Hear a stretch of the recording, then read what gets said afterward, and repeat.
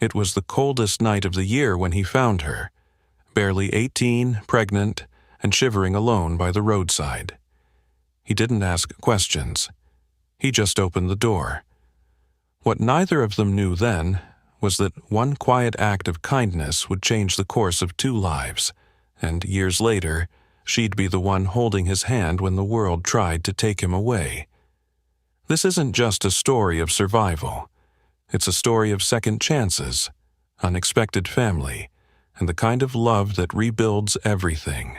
If you believe in the quiet power of compassion, in stories where broken things are made whole again, subscribe to the channel so you won't miss a single chapter. Now, let's begin. The snow had been falling since mid-afternoon, coating the sleepy Vermont town in a thick, silencing blanket. Streetlights glowed like amber orbs through the haze, and the roads had thinned, one car at a time, as people hurried home to beat the storm. But Beau Callahan wasn't home yet. He leaned forward, squinting through the windshield as the wipers slashed at the falling snow. His old Chevy truck groaned in protest as it climbed the final hill toward the wooded road leading home. The heater coughed lukewarm air, barely holding off the chill creeping in through worn seams. He was already late.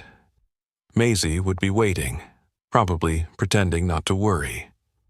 Beau shifted in his seat, his lower back stiff from hours bent over the tiny gears of a grandfather clock someone had brought in for repair.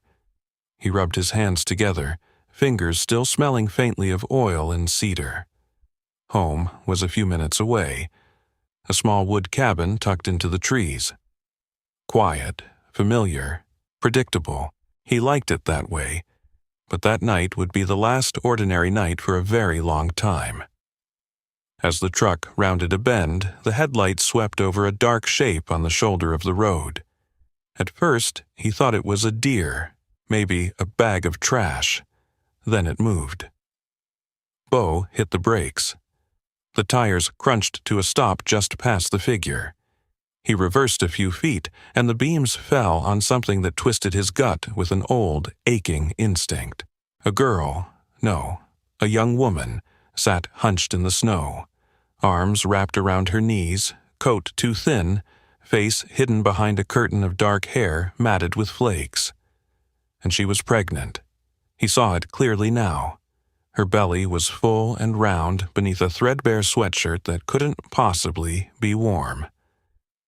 Beau opened the door and stepped into the snow, the wind cut like a knife.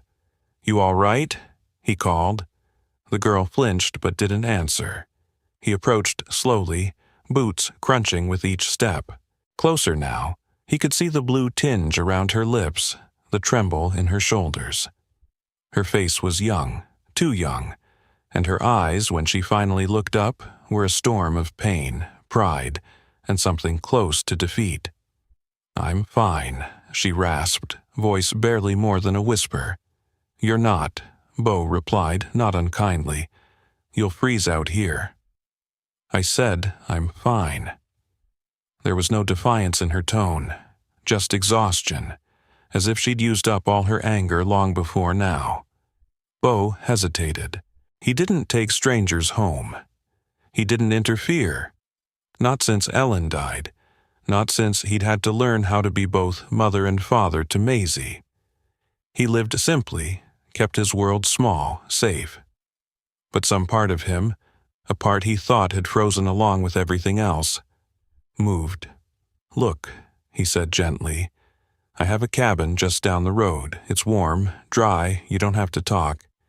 You can leave whenever you want. But I can't drive off and pretend I didn't see you." The girl looked away, snowflakes catching on her lashes. A long silence stretched between them. Then she nodded, barely. Beau exhaled and helped her to her feet. She stumbled, and he steadied her. She was light, frighteningly so. Once inside the truck, she curled into herself again, silent except for the occasional shiver. "What's your name?" he asked as they drove. She didn't answer. "That's okay," he said, watching her from the corner of his eye. "You can tell me when you're ready." The cabin welcomed them with the crackle of firewood and the soft scent of cinnamon and pine. Maisie had fallen asleep on the couch, a book open on her chest and a flashlight dimming in her hand. Bo gently took the book and blanket, covered her, and turned to see the girl standing in the entryway, dripping snow in silence. He gestured to the kitchen. "There's soup on the stove. I'll get you a towel." Still wordless, she followed him. Her hands trembled as she held the bowl of soup, but she ate slowly, with a quiet urgency that made him feel suddenly old and helpless. "You can sleep upstairs," he said after she'd finished. "It's not fancy, but it's warm. Bathroom's down the hall." The girl looked at him finally. Her eyes had softened, though her mouth was still a tight line. "Thank you," she said. 2 words.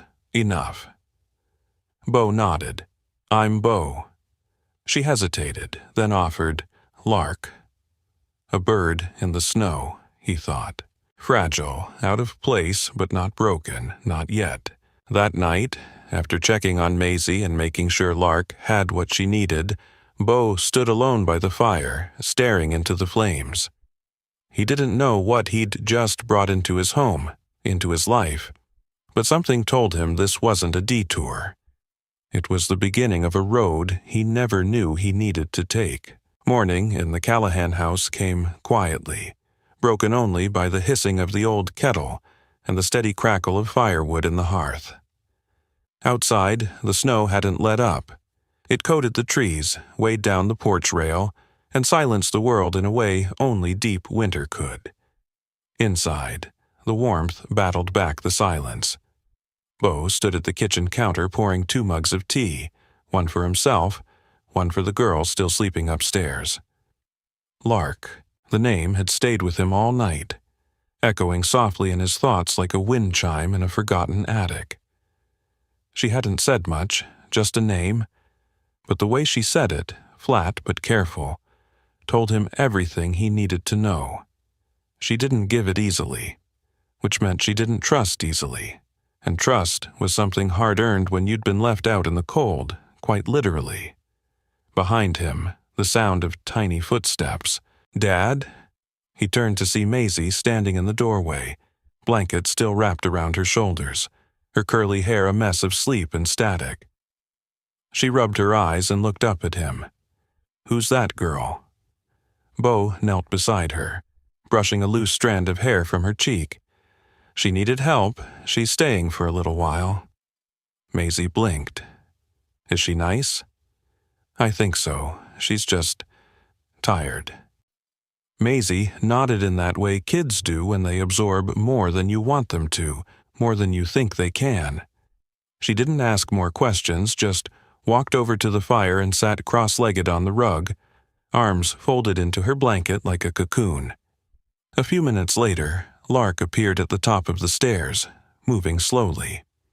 She was wearing a sweater Bo had left folded outside the door, far too big for her, but warmer than the torn coat from the night before. She held the railing tightly, one hand resting on her swollen belly. Her eyes scanned the room like someone used to being unwelcome. Bo saw it all, the practiced caution, the braced for rejection posture, the wall she built without realizing it. He offered her the mug of tea. She took it without a word. "This is my daughter, Maisie," he said gently.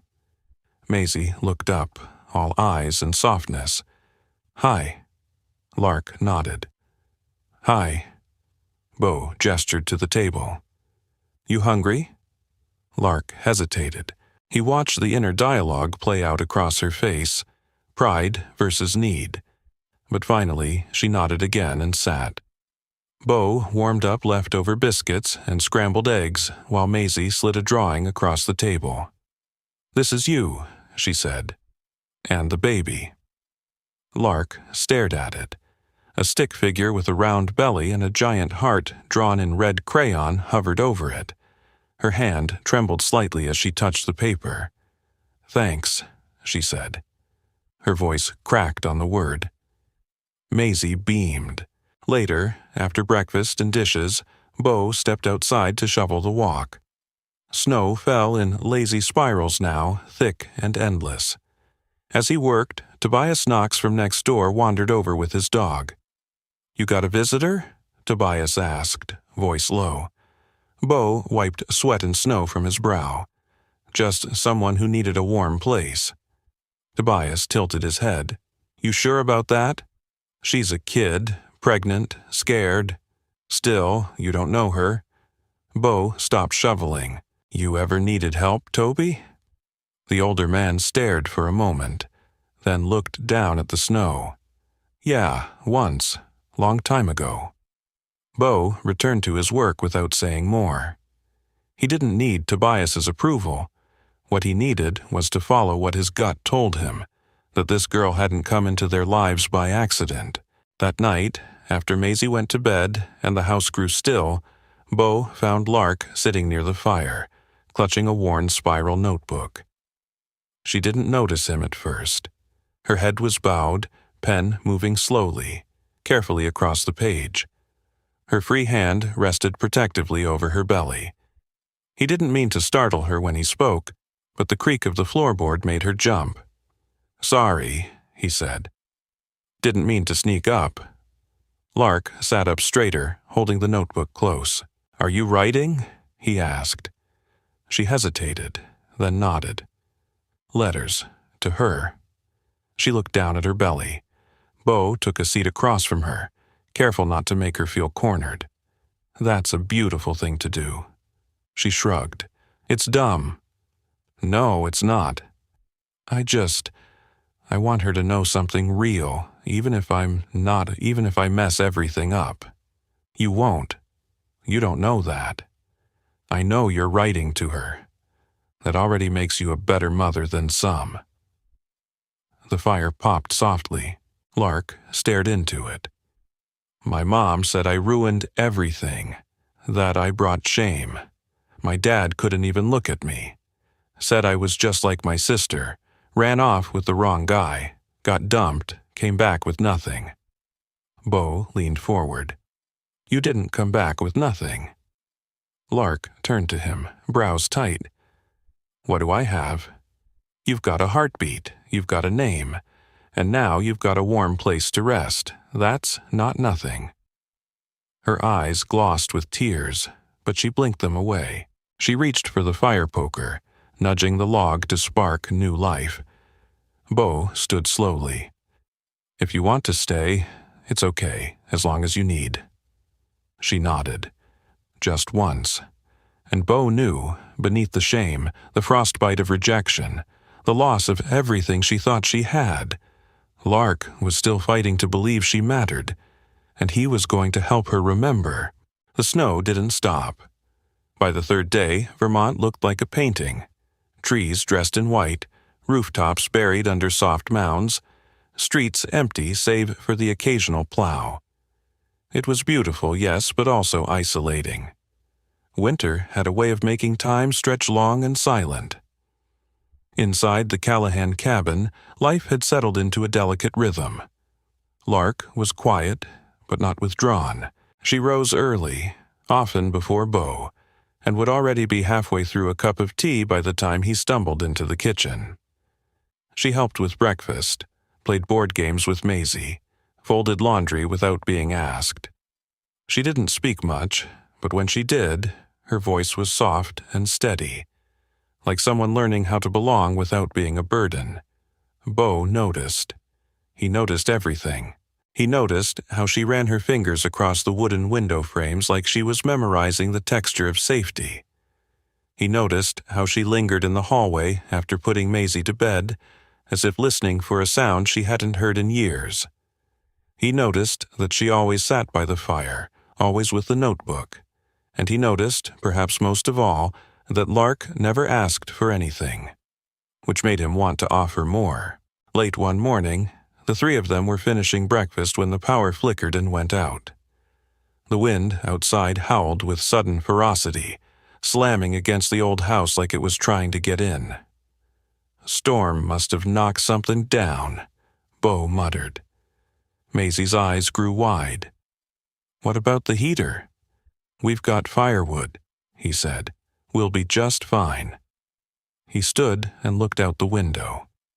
The snowdrift had nearly covered the bottom of the truck's tires. If they needed anything, they'd have to dig for it. Lark spoke up. "I can help." Bo turned to her. "With what?" "Firewood. I saw the shed when we pulled in that first night." Bo hesitated. "You shouldn't be lifting." "I'm pregnant, not helpless." There was no anger in her voice, just a quiet insistence. And Bo, to his own surprise, found himself smiling. "All right then," he said. "Let's suit up." The wind cut through even their thickest coats as they trudged out to the woodshed behind the house. The snow reached Lark's knees, and Bo slowed his pace to match hers. He watched her closely, ready to stop her if she strained, but she moved with a kind of determination that didn't need pity. At the shed, he broke the silence. "You know, most people wouldn't be so quick to offer help." Lark glanced at him, cheeks red from the cold. "Most people don't want to feel useless." Bo nodded, understanding more than he let on. They worked in near silence, stacking logs into a large canvas carrier. Lark moved carefully, but efficiently. She wasn't afraid of the work. She was afraid of doing nothing. When they returned to the cabin, Maisie had already lit more kindling in the hearth. The three of them sat together on the rug in front of the fire, sipping cocoa wrapped in wool blankets. "I made a snow angel once," Maisie said, looking at Lark. "Do you want to make one with me tomorrow?" Lark gave a small, genuine smile. "Maybe." Maisie grinned, satisfied. That afternoon, the first crack appeared in the wall. They were sitting by the fire, Lark with her notebook, Bo polishing a pocket watch, when she asked softly, "What happened to your wife?" Bo looked up, surprised. He hadn't expected the question, not yet. He set down the watch. "She passed 3 years ago, cancer." Lark nodded. "I'm sorry." Maisie was 7.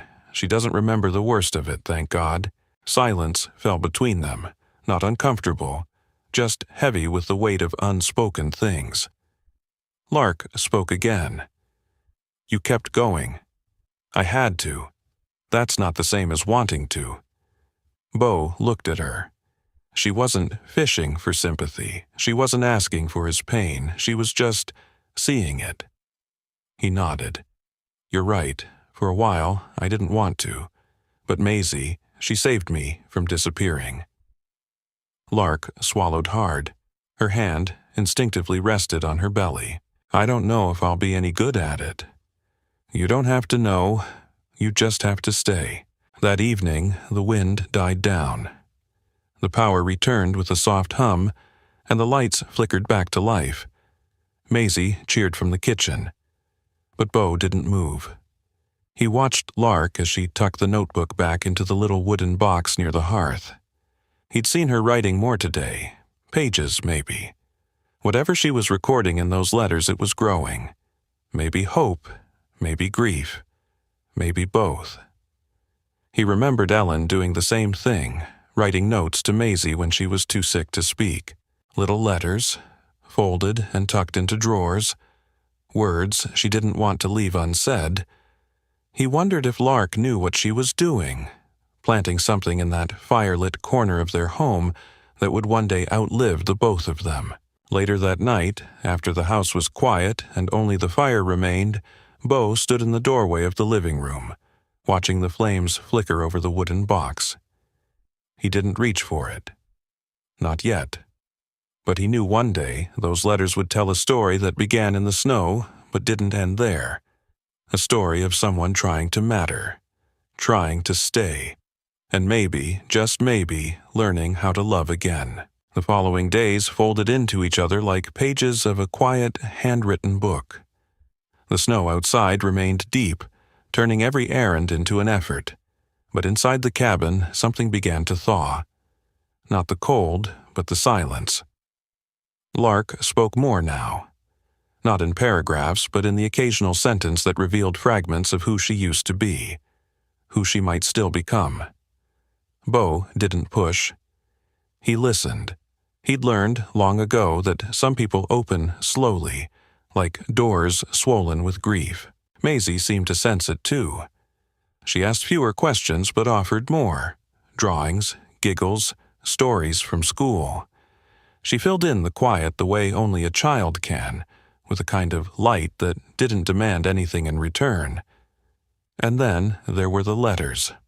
One evening, as the wind patted gently at the windows and Maisie was upstairs getting ready for bed, Lark sat cross-legged on the rug by the fire.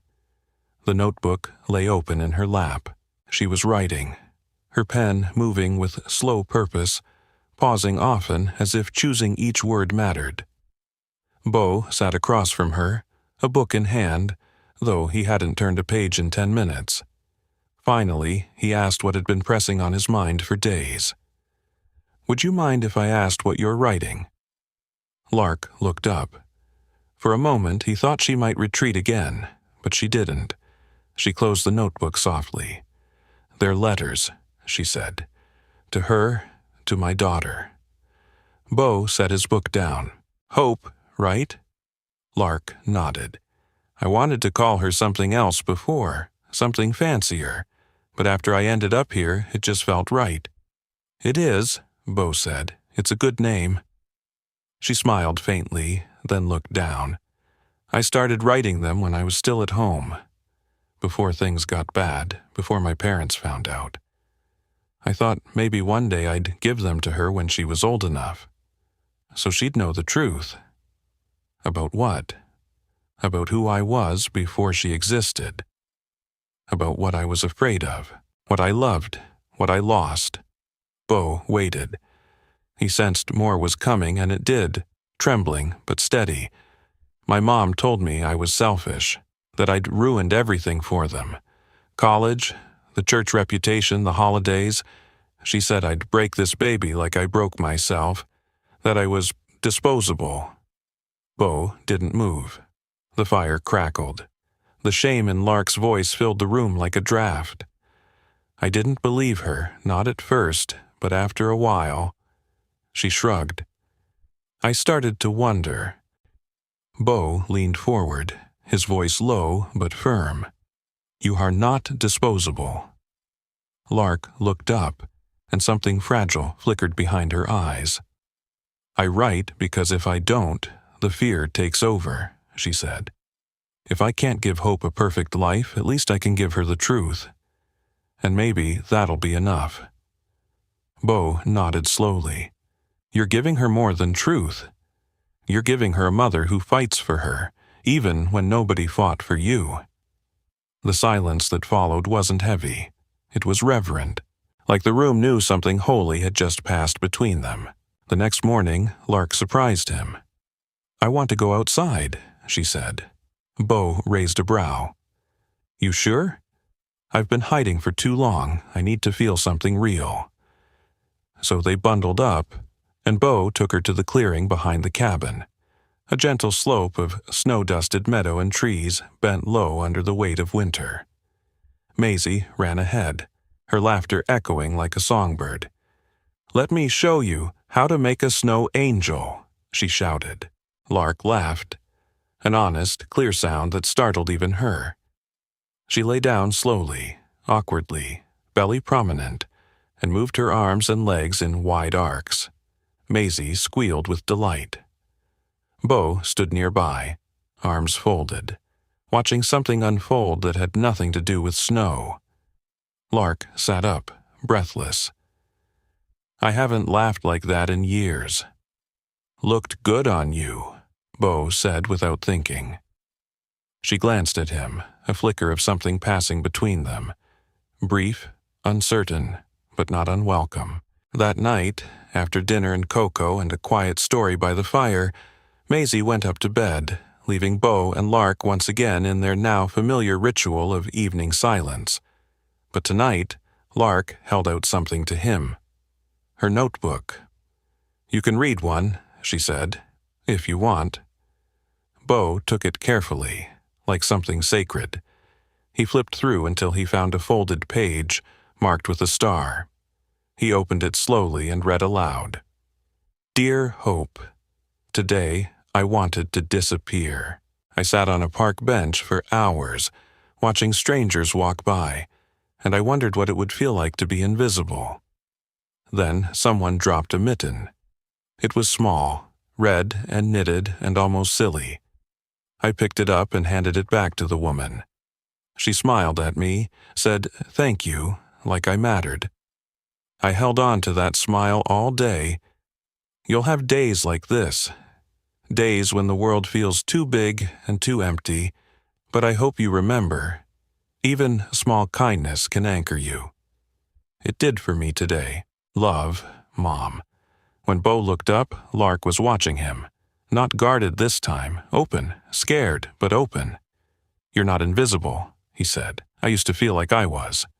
Not anymore. Lark swallowed hard. Thank you for seeing me. Bo nodded. Thank you for letting me. The fire flickered behind her, casting a soft golden light that seemed to hold the moment in place. In the quiet, something invisible but real passed between them. Not romance yet, not quite. But trust, the seed of it. And trust, as Bo knew all too well, was harder to grow than love. But it was the only soil anything lasting could take root in. Sunday morning arrived with a hush so complete, Bo wondered if the world had paused. The storm had passed in the night, leaving behind a sky so clear it looked painted.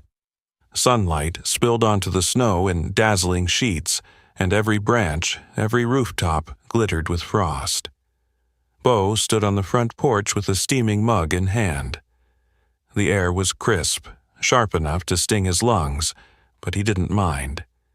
It was the kind of morning that asked nothing of you but presence. Inside, laughter stirred. Maisie's, followed by Lark's softer, slightly uncertain echo. He turned, walked inside, and found them in the kitchen. Maisie was dancing in thick socks on the wooden floor, spinning around as Lark held a wooden spoon like a microphone. She wasn't singing, just smiling, shoulders shaking with amusement. For a second, Bo stood unnoticed in the doorway, heart full in a way he hadn't felt in years.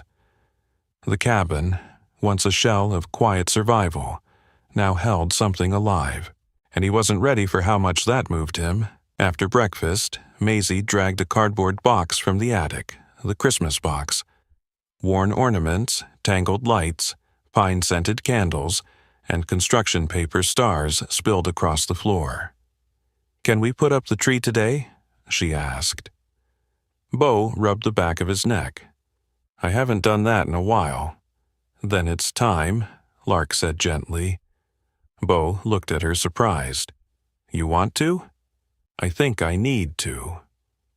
So they bundled up and trudged to the tree line behind the cabin. The air was filled with the crunch of boots and the occasional squeal from Maisie as snow slipped into her mittens. Lark moved slowly but purposefully, her coat now belted around her belly, her breath forming clouds.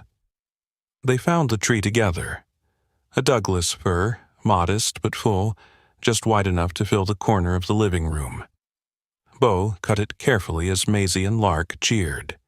They hauled it home, laughing as the branches brushed snow over their heads like nature's confetti. Inside, they lit the fire and let the tree's scent fill the room. Ornaments went up one by one. Maisie hanging paper snowflakes, Lark tying ribbon bows, and Bo placing the star on top with a smile that didn't feel borrowed from memory this time. It was theirs now, not a replacement of the past, a reclaiming of the present. Later that night, they sat around the fireplace, the tree glowing behind them. Lark held a mug of cider, her hand cradling her belly absent-mindedly. Bo was on the armchair, Maisie curled beside him with a blanket over both their legs. Lark looked at the tree, then at Bo. "Do you ever wonder how grief makes room for anything else?" He considered her question before answering. "Every day. I used to feel like letting go of the sadness meant letting go of Ellen." Like moving forward meant I was erasing her. And now? He looked down at Maisie, who had drifted to sleep. Now I know grief isn't a wall, it's a doorway. Painful, yeah. But sometimes you have to walk through it to see what's still waiting on the other side. Lark nodded.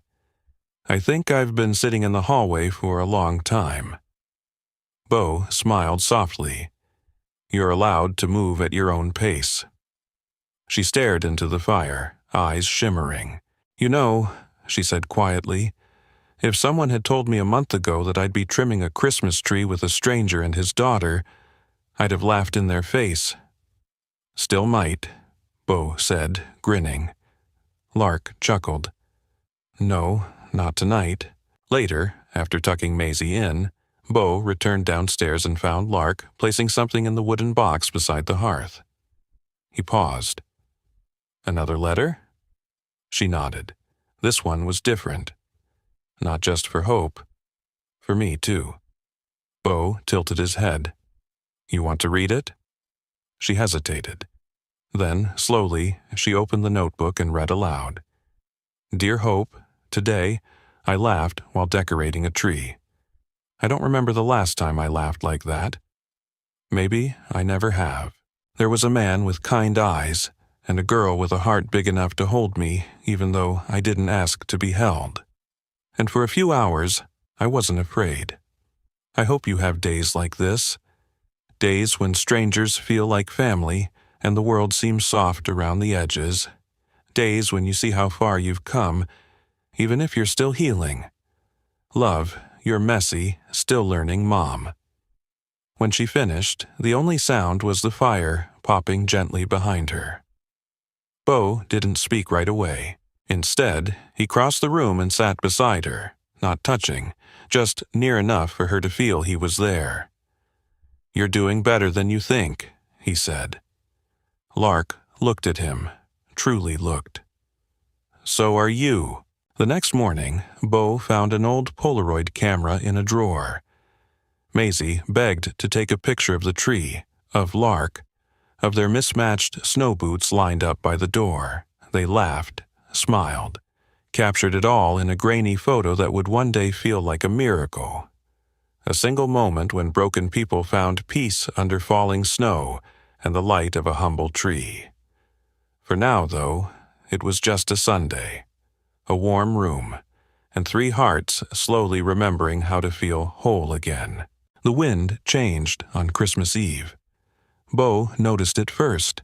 An edge to the air, colder than before, sharp as broken glass. The sky was heavy with low-hanging clouds, gray and untrusting, the kind of sky that held secrets. He'd lived long enough in Vermont to know a blizzard when he felt one coming. Maisie was too excited to notice. She was busy rearranging ornaments, humming a carol off-key, dragging a blanket across the living room like a cape. Lark had spent the afternoon on the couch, her hand resting lightly over her belly, her movements slower than usual. Bo watched her out of the corner of his eye, quietly alert. Something in her expression had changed. She smiled at Maisie's antics, laughed when Bo burned the sugar cookies, but her face was drawn, her hand twitching every so often. Back hurting? He asked casually, setting a tray down. Lark nodded, almost too quickly. It's fine, just normal stuff. But her voice was tight. Her hands trembled slightly as she reached for the mug of cider. Bo sat down beside her. When did it start? She looked away. This morning. He set his cup down, his voice low and steady. You should have said something. I didn't want to ruin today. Lark. Her eyes flicked up to meet his. Fear lived there now, real, raw fear. I'm not ready, she whispered. Bo's heart ached. No one ever is. By early evening, the storm had begun. Thick curtains of snow swallowed the landscape. The wind howled around the cabin like a wild thing, rattling window panes and stuffing the chimney with cold. Power lines flickered. The lights blinked twice before dying completely. The cabin fell into flickering shadows, firelight, candles, and quiet breath. Upstairs, Lark gripped the headboard of the guest bed, her face pale and tense. Bo had sent Maisie to her room with strict instructions to read with her flashlight and stay under the covers, promising updates and a surprise gift if she could be brave. Downstairs, he boiled towels and filled jugs with warm water. He had never delivered a baby before, never even been in the room. Ellen had passed before Maisie was born. The doctors, the machines, all of it behind hospital glass. Now, it was just him and Lark and a baby who refused to wait. Lark cried out once, a low, guttural sound, and Bo climbed the stairs 2 at a time. He entered the room and found her doubled over, gripping the mattress, sweat beading along her hairline. "It's getting worse," she gasped. "They're closer now." Bo moved gently but without hesitation. "You're doing great. Let's get you lying down. We'll take it 1 breath at a time." "I can't do this," she choked. "Not here, not like this." "You're not alone," he said firmly, kneeling beside her. "You hear me? I'm right here. We'll do this together." Tears spilled down her cheeks. What if something goes wrong? Then we keep going, 1 minute, 1 breath, 1 push at a time. Her eyes locked on his, wide and terrified, but something in his tone grounded her. She nodded. Hours passed in a strange, suspended rhythm. Pain, breath, silence, pain again. Lark gripped his hand through every wave, her fingers digging into his skin like she might fall if she let go. Bo spoke to her softly, his voice steady, calm. He wiped her brow, counted contractions, whispered encouragement when her strength wavered. Outside, the blizzard screamed. Inside, another storm raged, but one full of life. Bo had never seen anything so human. And then it happened. A cry, sharp and small, splitting the air like a spark. Lark collapsed back against the pillows, sobbing, laughing, shaking all at once. In his arms, Bo held a baby girl, slick and red and howling. Hope. He wrapped her in a warm towel and handed her to Lark, whose face transformed in an instant. Exhaustion, awe, and pure love collided across her expression. "She's perfect," Lark whispered, cradling her. "She's strong," Bo added. They both stared at her. This tiny, fierce being who had waited for no one, who had chosen to arrive not in safety or order, but in chaos, in firelight, in the arms of people learning how to belong again. Later, as the storm softened into a muffled hush, Bo stood outside the door and looked back into the room. Lark was nursing Hope, her face glowing in candlelight. She glanced up, and for a moment they simply looked at each other. No words were needed. Bo descended the stairs, collapsed into his armchair by the fire, and let out a long breath. His hands were still trembling. His heart, too. On the mantel above the hearth sat the wooden box where Lark kept her letters. He hadn't read them since that night she offered one, but now he opened the lid and saw a new page tucked at the top, still damp with fresh ink. He picked it up and read, "Dear Hope, you came into this world in a storm, not in a hospital, not with doctors and monitors and bright lights. You came into firelight, into the arms of a man who wasn't your father, but never left my side. You came screaming, and I came undone. But I held you, and I will never stop holding you. I don't know what comes next. I'm still scared, but I am no longer alone. You saved me tonight, little girl, and I promise I will be worth saving. Love." Mom Bo folded the letter carefully and returned it to the box. He didn't know what tomorrow held, but tonight, in the warmth of a storm-battered cabin, new life had entered the world, and with it the faintest sound of something else stirring. Healing, perhaps. Or the first notes of love.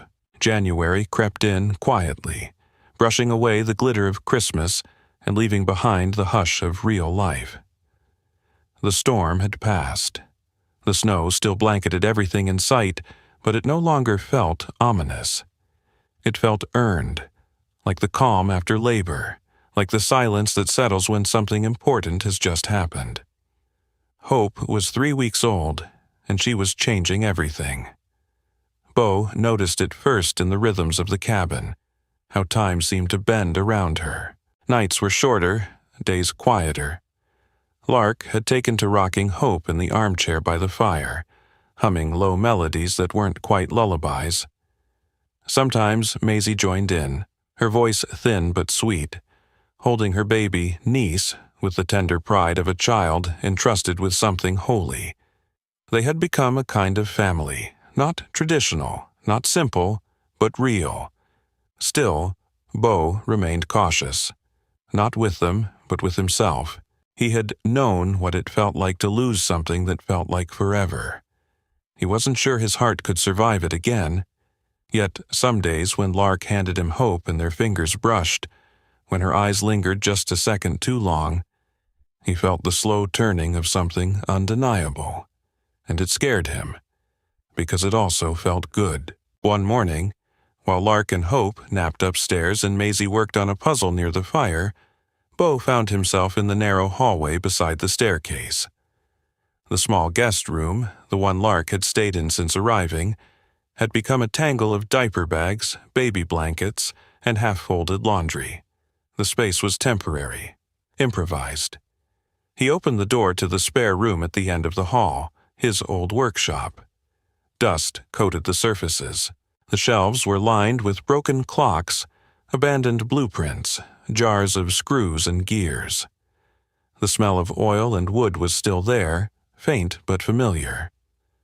Bo ran a hand over the workbench and stood there a long while, heart pulled in 2 directions. When Maisie peeked in and asked what he was doing, he smiled. "Thinking," he said, "about building something new." Over the next few days, he worked in secret, taking breaks while Lark slept, or Maisie distracted her with cocoa and baby stories. He cleared the space, sanded the windowsills, patched old walls, and replaced a cracked window pane. He salvaged a rocker from the basement, painted it pale yellow, and built shelves by hand. Rounded corners, soft wood, no nails sticking out. He crafted a cradle, too. No instruction manual, no power tools. Just memory, wood, and care. When he was done, he placed it near the window where the morning light poured in. He hung Maisie's old mobile from a rafter beam and stepped back, unsure if he had done enough, but knowing it had come from all he had left to give. That evening, after dinner and dishes and bedtime stories, Bo turned to Lark as she tucked Hope into her bassinet beside the couch. "I want to show you something," he said. She looked at him, surprised, then followed him upstairs. When he opened the door, she stopped in the threshold. The room was warm, softly lit, smelling faintly of lavender and pine. The walls were painted a muted sage green. A hand-stitched quilt, Maisie's first, lay folded over the edge of the cradle. For a moment, Lark didn't speak. Her hand rose to her chest. "You made this?"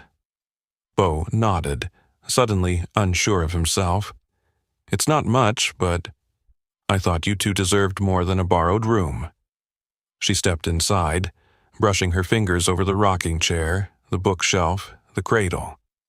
"This is more than a room," she said. "This is kindness made visible." Bo cleared his throat. "I didn't know if you'd want to stay longer, but if you do, it should feel like home." Lark turned to him, eyes glassy with tears. "This is the first place in my life that ever has." And before either of them could say anything more, Hope let out a soft cry from down the hall. Lark moved to go, but Bo gently touched her arm. "Let me." He returned a minute later with the baby cradled in his arms. The way he held her, secure, natural, reverent, made Lark's breath catch. He placed Hope into the new cradle, and she settled almost immediately. "I think she likes it," Larkin whispered. Bo smiled. "She has good taste." That night, Lark sat by the fire, notebook in her lap. Her pen moved slowly, as if each word carried more weight than the one before. When she finished, she tore out the page and walked over to the hearth, placing it gently into the wooden box. Bo was watching from the shadows, unnoticed. After she went upstairs, he waited until the room was still, then opened the lid and lifted the newest letter. "Dear Hope, tonight, a man who owed me nothing built you a room from nothing. Not just wood and paint and thread, but time, patience, kindness, the kind that stays. I watched him carry you like you were always his to protect, and I felt something I hadn't let myself feel in a long time. Peace. Maybe home isn't where you come from. Maybe it's where someone makes room for you, even when they didn't plan to. Love, your grateful, tired, slowly healing mom." Bo read it twice, then carefully folded the letter, placed it back in the box, and stoked the fire. The baby had a room now, and maybe, just maybe, so did they all. The days began to lengthen. The snow, once thick and suffocating, softened into slush along the driveway and sparkled like salt under the sun. Vermont's hard winter hadn't fully loosened its grip, but the signs were there. A thaw, slow and stubborn, creeping into both the earth and the people who lived upon it. Lark felt it too. But where nature began to bloom, her thoughts grew tangled. She had lived with Bo and Maisie for over 6 weeks. What had begun as a rescue had become a routine. She knew the creak in the floorboard by the fireplace, the way Maisie liked her toast cut into triangles, the sound Bo made when he was focused. Half sigh, half hum. There was a rhythm to this place, and she had settled into it like she'd always belonged. But it wasn't hers, and that haunted her more than she expected. One morning, as she sat rocking Hope in the nursery Bo had built, Lark stared out the window and realized how fast time had passed. Her daughter had outgrown the tiniest onesies. Her cries now came with demands. Her eyes followed movement. She was already a little person becoming someone. Lark thought about what came next. She had once dreamed of becoming a nurse. She remembered tracing diagrams in her textbooks, imagining a life where she could help, where her presence mattered. After being cast out, those dreams had felt like ashes. But now, a letter had arrived. A response to the application she had filled out one sleepless night, after a long feeding, while Bo dozed on the couch with a book still open on his chest. A vocational training program out of state. A grant to cover housing. A child-friendly dorm, evening classes. A future. And a choice, she told Bo 3 days later. They were chopping vegetables in the kitchen, Maisie at the table coloring, Hope asleep in the sling across Lark's chest. "It's in Providence," Lark said, voice low. "It's a 1-year program. It starts in March." Bo paused, knife still in hand. "I didn't know you'd applied," he said carefully. "I wasn't sure I'd send it in," she replied. "But I did, and they accepted me." He set the knife down gently. "That's incredible, Lark." She looked at him, trying to read what lived beneath those words. "But?" He didn't answer right away. He turned to the stove, stirred the soup. "I guess I just thought maybe you were staying," he said. His voice was calm. Too calm. Lark knew that kind of calm. It was the kind people used when they were trying not to break. "I thought so too," she whispered, "and maybe I still am. I haven't decided." That night, after Maisie had gone to bed and the fire had dulled to soft coals, Lark sat on the rug, Hope nestled in the crook of her arm. Her notebook lay open beside her, but she didn't write. She just stared into the flames. Bo came downstairs and stood in the doorway. "I'm not angry," he said softly. "I know," Lark replied, "but you're disappointed." "I'm scared," he admitted. "I'm scared that once you leave, we won't see you again." Lark looked up. Her face, usually so composed, crumpled at the edges. "I never asked to find this," she said, voice trembling. "I never expected you, or Maisie, or this home. But I also never expected to want more than just survival, and now I do." Bo knelt beside her. "Wanting more doesn't mean leaving everything behind." Lark stared down at Hope. "She deserves a mom who can give her something stable, who can stand on her own. She already has one. But will she remember that, or just the part where I left?" Bo's hand found her shoulder, light but steady. "Then write it down, help her understand, just like you've always done." Later that night, she took her notebook upstairs. She sat on the edge of the bed, opened to a fresh page, and began to write. Her hand shook. Her heart pounded. "Dear Hope, today I was offered something I never thought I'd get again. A second chance. It's a chance to rebuild a life with purpose, to make something out of all the pieces I thought were broken. But to take it, I might have to leave the place where I first remembered how to breathe. I'm scared you won't understand. I'm scared I'll hurt the people who taught me how to heal. But I also want you to see a mother who tried, who didn't stay small because she was afraid. Maybe it's selfish, maybe it's brave, maybe it's both. Love, Mom." She folded the letter carefully and slipped it into the wooden box by the hearth. Then, in a quiet moment of hesitation, she reached in and took it back out. She didn't want Hope to read that letter years from now and wonder why her mother had left without saying goodbye. Because if she stayed, it wouldn't be by default, and if she left, it wouldn't be without love. She tucked the letter into the back of her notebook, where it would remain unread. For now. The next morning, Bo found her in the kitchen, a folded piece of paper in her hand. "I haven't made a decision," she said. "But I want you to read this." He looked down at the letter, then up at her. "I already know," he said. "I know whatever choice you make, it'll come from love." She nodded, her throat tightening. "I just didn't want to disappear," she whispered.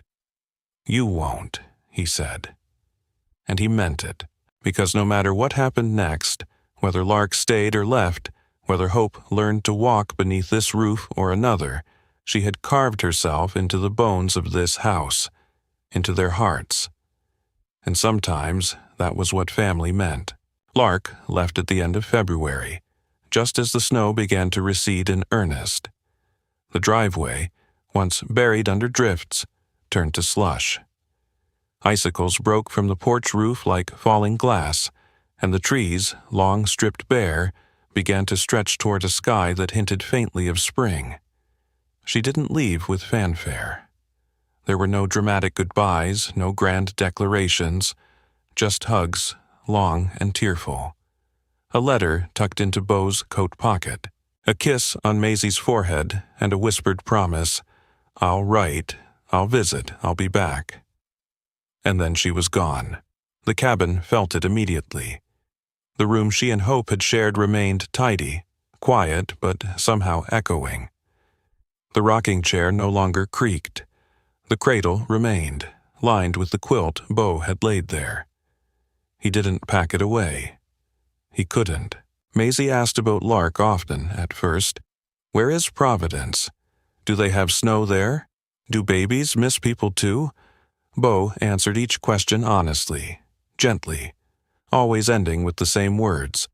"She misses us, but she's doing something brave." Maisie accepted this mostly. Children, for all their questions, understand the ebb and flow of love more naturally than adults. But Bo, he felt the emptiness in a deeper register, because for the first time since Ellen had died, the house had been more than a structure. It had been alive again, and now it was quieter than it had ever been. Time moved differently in the quiet. March turned to April. The winds softened.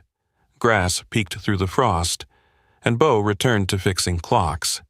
He reopened the little workshop behind the cabin, the one Lark and Hope never saw. It smelled of sawdust and time. People in town had started to bring in pieces again. A cuckoo clock missing its chime, a music box stuck on a single note, a pocket watch left behind by a grandfather long gone. Bo worked with a steadiness that soothed more than the machines. Every click, every tick restored brought a small peace.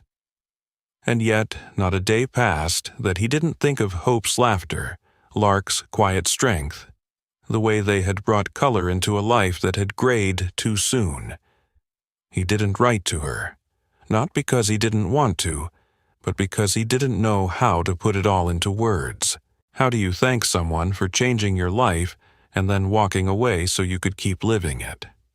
Instead, he built things, little things. A wooden rattle he mailed without a note.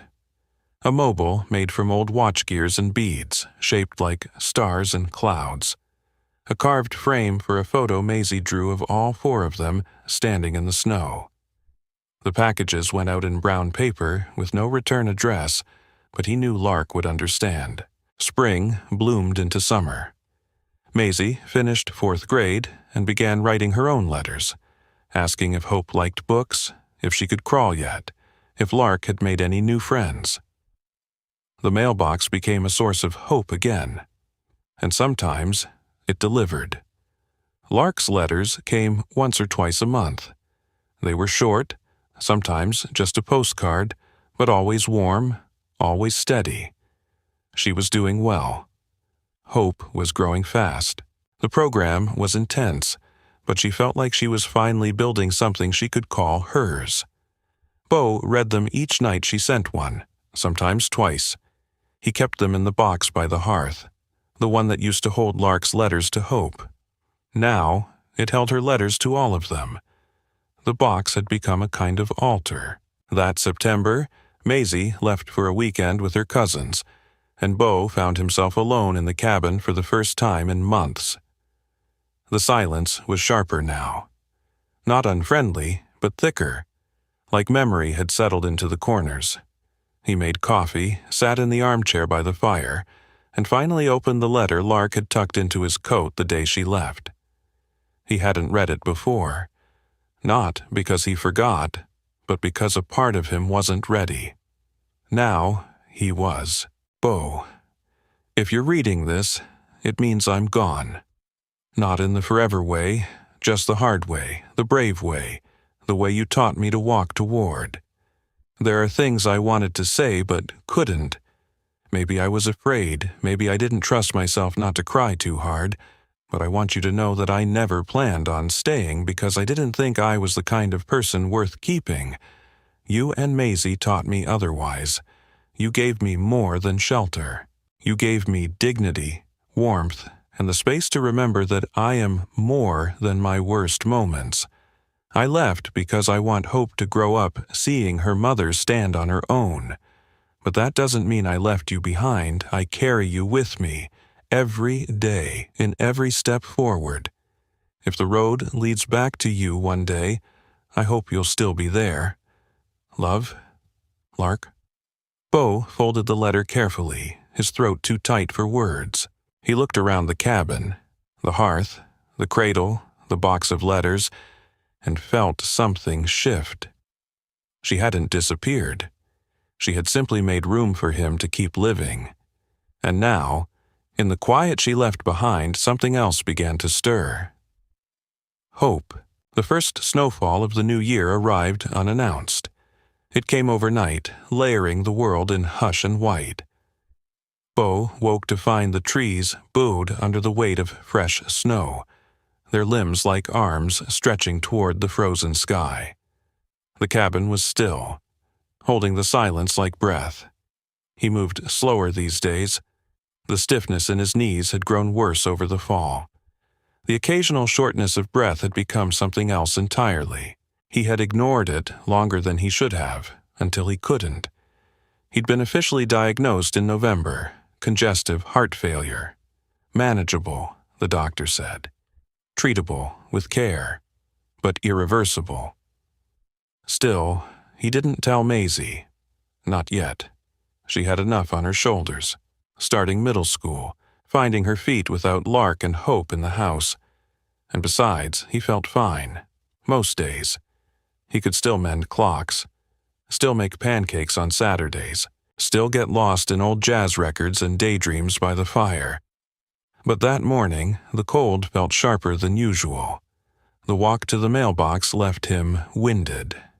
And when he stooped to feed the dog, something inside his chest clutched tight. He never made it to the door. The neighbor found him first, collapsed just beyond the porch, a dusting of snow on his shoulders, one mitten still in hand. The ambulance arrived within minutes. Maisie, at school, was spared the sight. They called Lark, because she was still listed as emergency contact. Bo had never changed it. He didn't want to. He awoke in a sterile hospital room, light bleeding in from the blinds in pale streaks.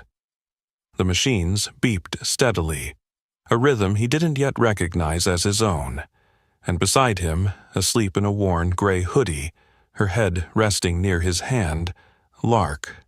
Her hair was longer now, her face older but not hardened. Her hands, those same hands that once trembled beside the fire, were resting over his. He blinked, slowly, carefully, as if his body had waited for this moment to start healing. Her eyes fluttered open, and for a long time they just looked at each other. No words, just the kind of quiet that says everything. Later, when the nurse stepped out and the silence returned, Lark pulled her chair closer. "I got a call from Maisie's school," she said softly. "She told them who to call. Smart girl." Bo smiled weakly. "She always was." "You scared us." "I scared myself." There was a pause. Then, "I came as soon as I could." He turned his head. "You're really here?" Lark nodded. "I'm really here." Bo's eyes welled, unbidden. "You didn't have to." "Yes," she said firmly, "I did." She stayed by his side for 3 days. During that time, Hope visited, now a confident, curious 5-year-old, holding Maisie's hand like they'd never spent a day apart. They played in the waiting room, built towers out of tongue depressors, and made the nurses laugh with their knock-knock jokes. Maisie kept asking, "When can we bring Dad home?" Lark's answer never changed. "Soon."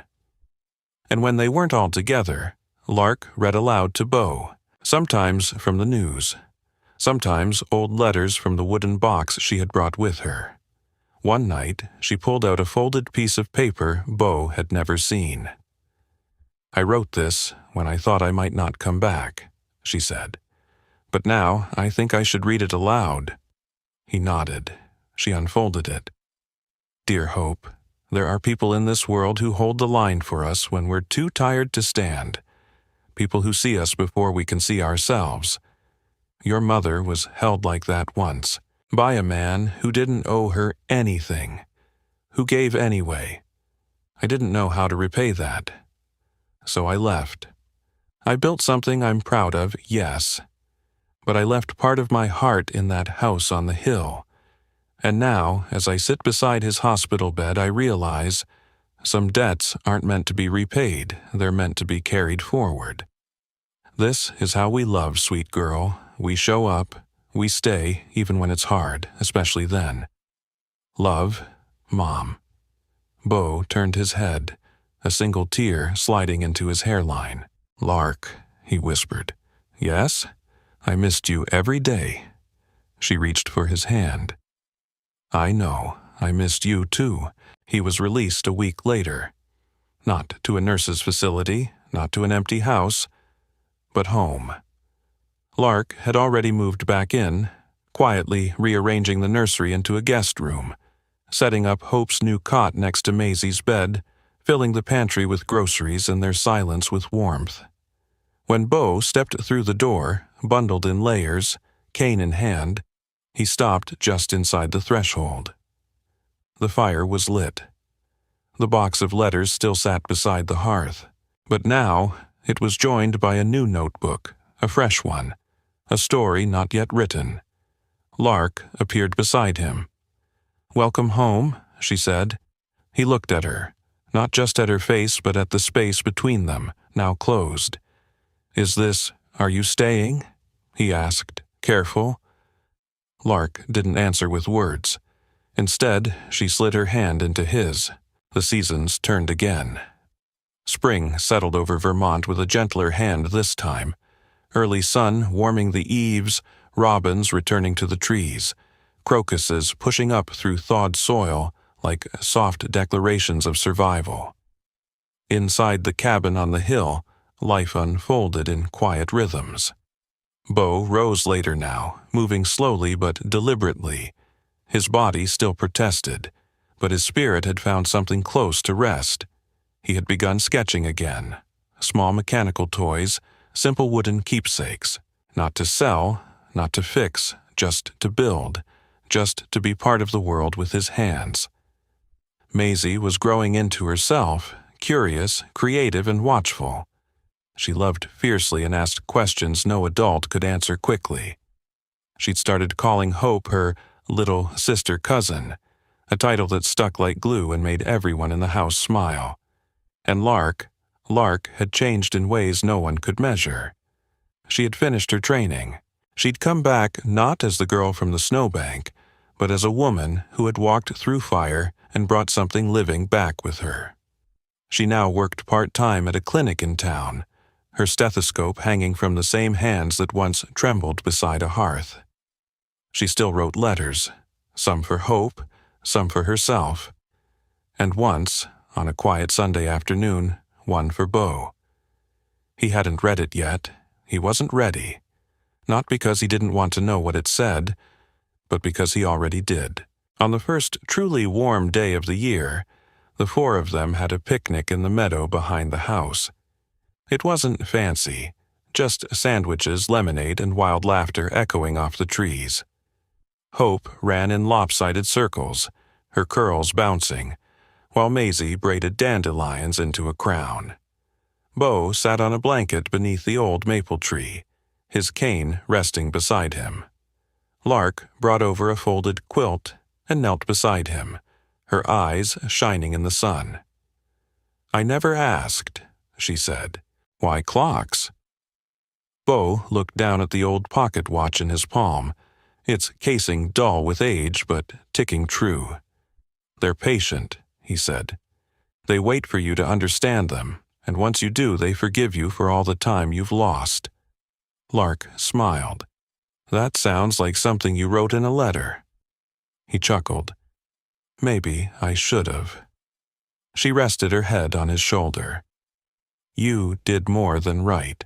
That evening, as twilight softened the edges of the house, Beau sat by the hearth, a cup of tea in hand, the wooden box of letters open beside him. Maisie was upstairs reading to Hope, whose giggles occasionally floated down like music. Lark emerged from the kitchen, wiping her hands on a dish towel. She paused in the doorway, watching him. "You ever think about how strange it is?" she asked. "What?" "That we all ended up here, by accident almost, like threads that didn't match but still wove together." Beau nodded. "Some patterns only make sense when you step back far enough." She moved to sit beside him on the rug. "I still write to her." "I know. But lately, I think I've been writing for me, too."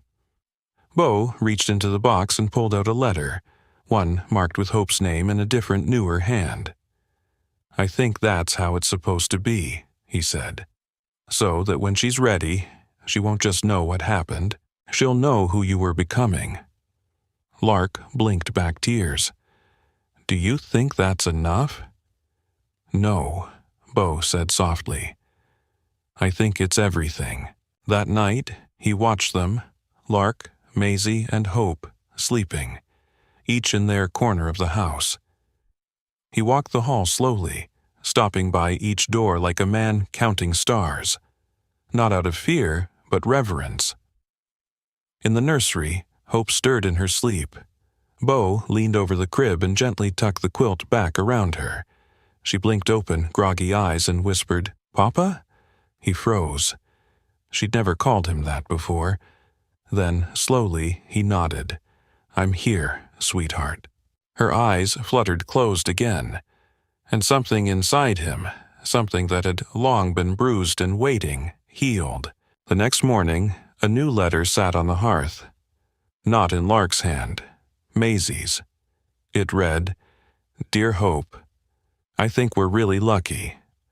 Some people never find home and we get to grow up in one. Not because it's perfect, but because people here stay, even when they're scared, even when they're tired, even when they didn't mean to love each other but did anyway. I hope when we're older we still live nearby. I hope we still build snow forts and eat pancakes and write silly letters. Love, your sister-cousin." Maisie Bo smiled as he placed it gently in the box. He added more firewood to the hearth. The flames flickered, soft and golden. They had burned low once, but never out. And now, as a new day bloomed behind the windows, the hearth still glowed. Because some stories don't end in grand declarations. They end in warmth, in light, in the kind of quiet that feels like home. If you've made it to the end of this story, thank you. Truly. Stories like these remind us that even in the coldest seasons of life, a little kindness can spark a miracle. I'd love to know, where are you watching from? Drop your city or country in the comments. It warms my heart to see how far these stories travel. And if this story touched you in any way, I invite you to subscribe to the channel. It's completely free, and it helps us keep sharing stories that uplift, inspire, and heal.